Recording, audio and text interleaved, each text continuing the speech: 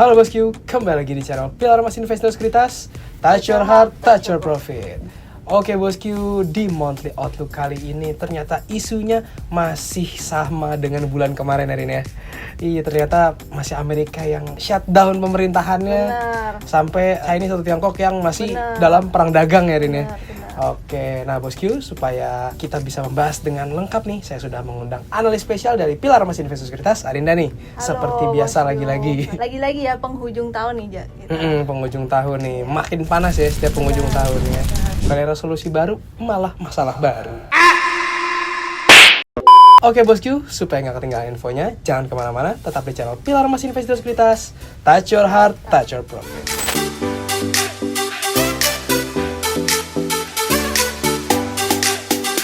Oke Rin, seperti biasa kita mulai dari Amerika. Oke, jadi gimana nih Amerika Rin? Nah, kalau Amerika kan ini ya kita tahu ada shutdown pemerintahan yang sampai sekarang ini masih belum jelas nih. Tapi katanya bentar lagi bakal dibuka.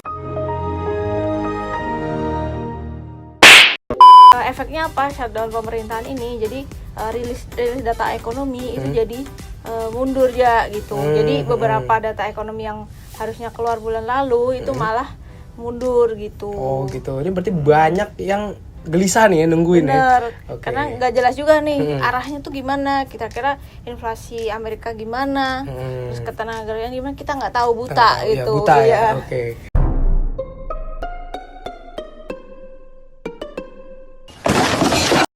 Tapi kita bisa memprediksi ya, kalau dari kita sendiri inflasi Amerika tuh masih diperkirakan di level 3% secara year on year. Oke. Tuh.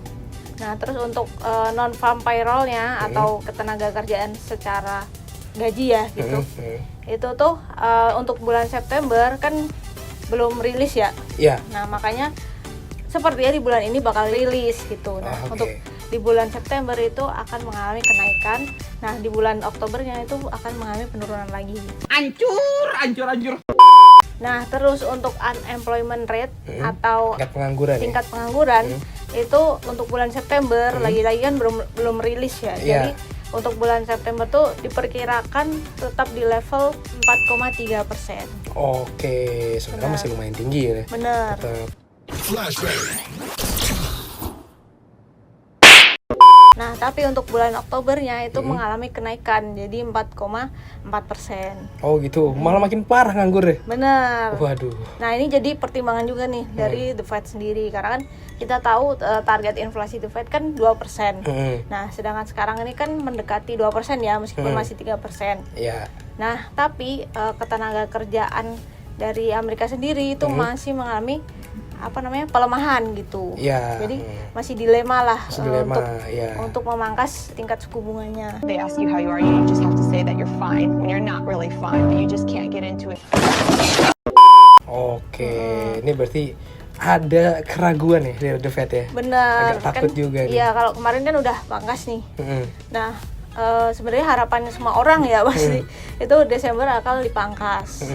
Cuma probabilitasnya di bulan Desember itu sekarang terus menurun nih, Ja. Iya. Nah, terakhir ini probabilitasnya sekitar 66%, pemangkasan 25 basis poin gitu. Oke, nah bosku berarti kita masih harus berharap terus supaya kabar oke nih, karena Bener. jujur karena hilangnya data ekonomi ini ya Bener. harap cemas ya. Benar, Oke. jadi blur sih Jadi sebenarnya. blur ya. Iya. Oke.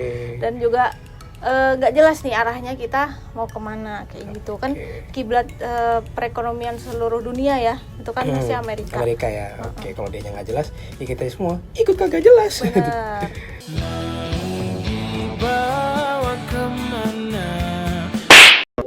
Oke Rin, nah tadi kan US nih, kalau sekarang Eropa gimana nih Rin? Karena kan kemarin kita lihat Eropa nih ya kebanyakan mantau-mantau sambil nyari kerja sama ya kan? Nah Bener. sekarang nih gimana? Nah, kalau untuk Eropa sendiri ya itu tuh kemungkinan besar akan terjadi pemangkasan suku bunga. Oke. Karena inflasinya sudah mau mendekati 2% targetnya dari Bank Sentral Eropa. Jadi kita memprediksi inflasi Eropa itu turun ya dari sebelumnya 2,2 jadi 2,1 secara year on year. Kan lumayan mendekati ya. 2%. Mendekati 2%. Benar.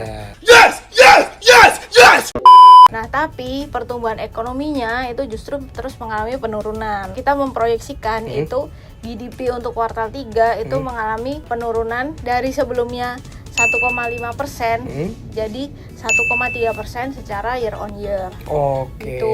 Jadi lumayan gede ya ternyata ya kalau 0,2%-nya. bener ya, lumayan gede turunnya ya. No! Jadi ya ini jadi pertimbangan juga nih karena kan pertumbuhan GDP-nya kok hampir stagnan gitu kan 1%-an doang gitu. Iya. Terus inflasinya juga turun terus gitu. Makanya ini jadi kesempatan buat Bank Sentral Eropa untuk mangkas suku bunganya gitu. Oke, biar ekonominya makin berputar ya. Bener, Betul. biar GDP-nya naik. Naik lagi, Tuh. betul.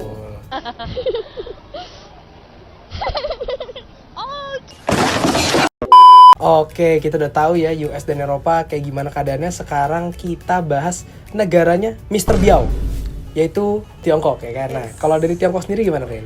Nah, kalau dari Cina ya atau Tiongkok itu kita tahu sendiri kan kemarin udah neraca perdagangan udah rilis gitu kan. Nah, jadi industrial production atau produksi industri kita proyeksi itu bakal mengalami penurunan dari sebelumnya 6,5 jadi 5,6 secara year on year. Oke. Nah, terus juga retail sales atau daya beli di dalam negerinya itu tuh diperkirakan mengalami penurunan dari 3% jadi 2,7%. Lumayan jauh ya, waduh. Alasannya itu cukup jelas ya, karena kan neraca perdagangan kita tahu sendiri impornya ternyata mengalami penurunan kemarin gitu kan. Kita tahu sendiri masih ada perang dagang ya. Nah, makanya ekspornya itu mengalami penurunan kemarin kan di rilis neraca perdagangan. Ya, lumayan kehalang ya soalnya. Bener, Oke. makanya juga industrial productionnya proyeksinya juga menurun. Gitu.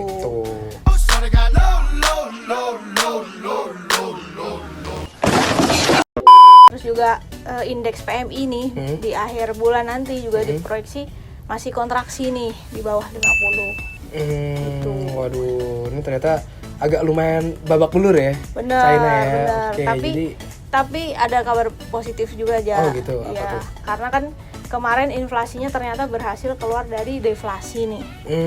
Tuh, jadi sebenarnya udah agak sedikit mulai membuahkan hasil nih. Stimulus dari pemerintah Tiongkok. Gitu. Oke, ini berarti ibarat kata Tiongkok ini ditanya gimana keadaannya, jawabnya nggak apa-apa, tapi sambil tenggelam begini. Oke Rin, nah tadi kita udah bahas Tiongkok, nah sekarang kita bahas sebelahnya nih, Jepang ya kan. Nah kalau dari Jepang sendiri gimana nih? Kan kemarin dia masih berusaha banget nih naikin tingkat suku bunga kan. Bener. Walaupun ada katanya partai yang gak suka juga gitu kan, tapi nah sekarang nasibnya gimana nih? Benar. Nah, kalau untuk Jepang sendiri itu kan masih tetap ya untuk pengen meningkatkan suku bunganya gitu. Tapi kondisinya adalah inflasinya memang dinilai cukup tinggi aja di 2,9% gitu. Memang tinggi. Jujur, gue akuin. Gua akuin. Itu proyeksi kita ya untuk bulan ini di 2,9% inflasinya. Tetap. Cuman untuk GDP-nya itu kita proyeksikan di kuartal 3 ini mengalami penurunan nih dari sebelumnya 2,2% jadi minus 1% secara year on year gitu. Jauh banget ya dari plus langsung jadi minus. Bener. Kita tahu sendiri ya, ini kan berarti indikasinya nggak sehat gitu ya. Artinya inflasinya naik tapi nggak sehat gitu. Bener juga ya. Nah, jadi Bank Sentral itu tuh sebenarnya masih menunggu nih, gitu. Kira-kira waktu yang tepat untuk meningkatkan suku bunganya. Jadi ketika pertumbuhan ekonominya sehat secara dalam negeri ya, kita tahu sendiri kan Jepang tuh masalahnya adalah konsumsi dalam negerinya yang rendah. Kusut ya. Bener. Terus yang kedua adalah ketenaga kerjaannya ya, angkatan kerjanya yang sudah tua-tua gitu kan ya.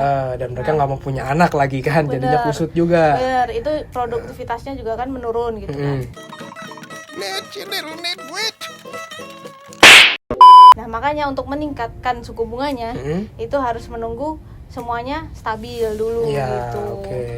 Nah, jadi harapannya inflasi ini naik juga karena di dalam negerinya gitu, bukan karena efek dari impor gitu. Kita tahu sendiri yen kan terus melemah gitu kan. Jadi harapannya ini gara-gara dalam negerinya nih, bukan gara-gara impor. Oke, ini berarti pemerintah Jepang juga sifatnya wait and see ya sekarang ya. Benar. Karena dia bingung, dia mau belain rakyatnya kena, mau belain suku bunga kena juga. Benar. Jadinya susah nih, pusing gitu ya. Benar, ya. Jadi masih wait and see lah. Atensi lah ya.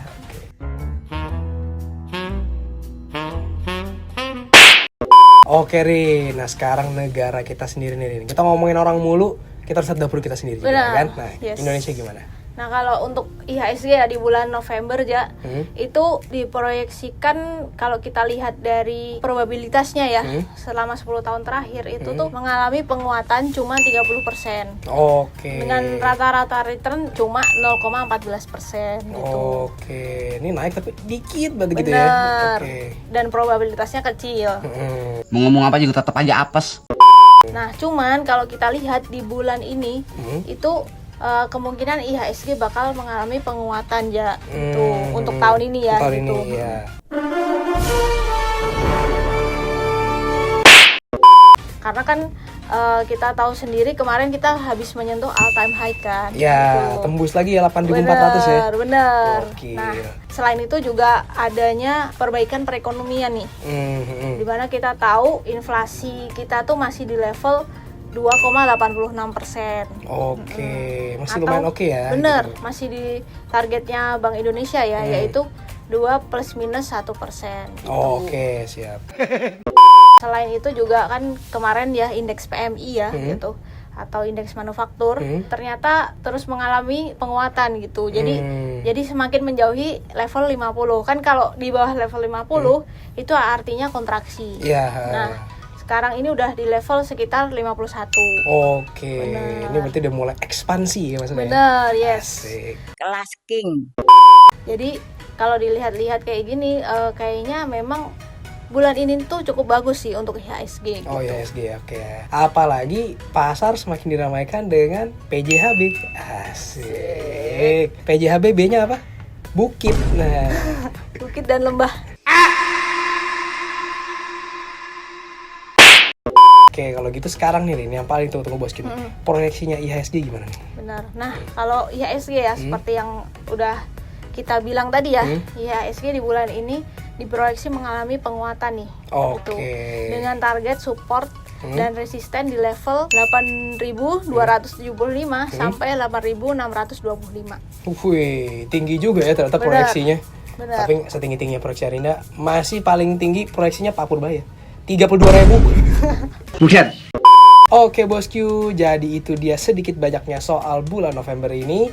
Ya kita doakan Amerika bisa semakin cepat ya rilis data ekonomi ya. Benar. Biar negara-negara lain juga bisa cepat ambil keputusan Benar. harus ngapain nih biar Benar. nggak terpuruk terus.